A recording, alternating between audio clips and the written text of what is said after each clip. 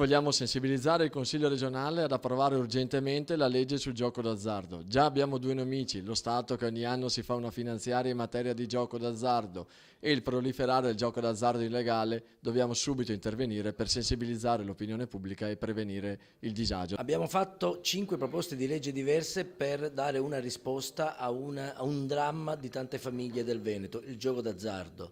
Viene continuamente rinviato, chiediamo che venga immediatamente discusso e approvato. Si parla di un giro di 90-100 miliardi di euro, un costo per le famiglie di 1.260 euro per cittadino dal neonato al centenario compreso, un dramma enorme per tutte le famiglie che vivono questo problema. La cosa strana è che siamo tutti d'accordo sul fare una legge per contenere i danni dal gioco d'azzardo, anche se la legge che riguarda il gioco d'azzardo spetterebbe al Parlamento nazionale, e nonostante che siamo tutti d'accordo le cose non vanno avanti. C'è da pensare che veramente ci sono degli interessi dietro e qualcuno faccia un secondo gioco. Non a caso uno Stato che promuove il gioco d'azzardo attraverso società concessionarie che hanno sedi in paradisi fiscali, sembra quasi che dietro ci sia qualcuno che deve nascondersi degli interessi che vanno oltre. Il bilancio sul gioco d'azzardo è un bilancio passivo per tutti, anche per lo Stato. Non è vero che guadagna soldi, perché sono molti di più quelli che vengono spesi per riparare i danni provocati alle famiglie, alle imprese e alla società. Abbiamo